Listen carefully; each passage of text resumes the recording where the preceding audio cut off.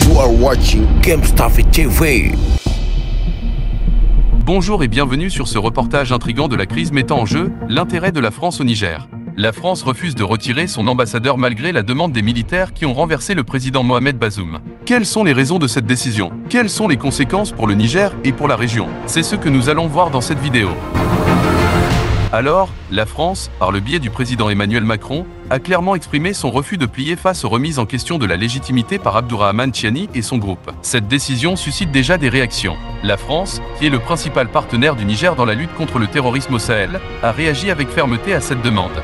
Le ministère français des Affaires étrangères a déclaré que l'ambassadeur français resterait en poste au Niger, car il représente la France auprès des autorités légitimes du pays.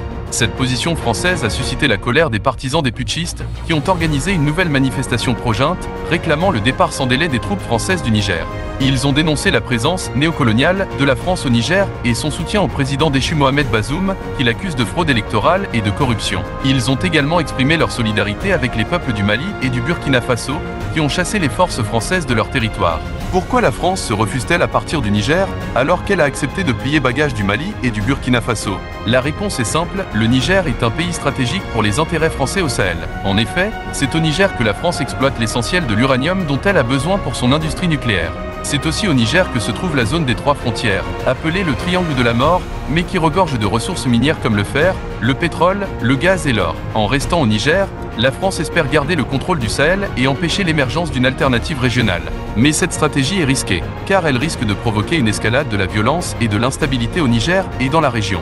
Déjà, la Communauté économique des États de l'Afrique de l'Ouest, CEDEAO, a condamné le coup d'État au Niger et a imposé des sanctions économiques au pays. Elle a également menacé d'une intervention militaire pour rétablir le président Bazoum dans ses fonctions. La France a apporté son soutien à cette initiative et s'est dit prête à fournir un appui logistique à la CEDEAO en cas d'opération militaire. Mais cette option est-elle réaliste? Les putschistes n'ont-ils pas le soutien populaire? La CEDEAO n'est-elle pas affaiblie par ses divisions internes? Et si les militaires réussissaient à imposer leur transition démocratique au Niger? Quelles seraient alors les relations entre Paris et Niamey? La France ne risque-t-elle pas de perdre définitivement le Niger, comme elle a perdu le Mali et le Burkina Faso? Et que dire de la rébellion Touareg, qui pourrait profiter du chaos pour relancer sa lutte pour l'autonomie du nord du Niger? Autant de questions qui restent en suspens et qui montrent que la situation au Niger est loin d'être résolue. En fin de compte, cette situation met en lumière les intérêts complexes et les enjeux régionaux. Voilà, c'est la fin de ce petit reportage sur le maintien en poste de l'ambassadeur français au Niger, et nous espérons que vous avez apprécié cette analyse et que vous avez compris les enjeux de cette crise. Si c'est le cas, n'hésitez pas à nous le dire dans les commentaires et à partager cette vidéo avec votre entourage. C'était Monsieur Michel avec vous sur GameStuffy TV. Si continuez à partager avec vous, vous le trouvez intéressant, précieux ou divertissant, avez-vous appris quelque chose? Très bien, ce fut un réel plaisir. Abonnez-vous et partagez. Merci de nous avoir suivis, à bientôt.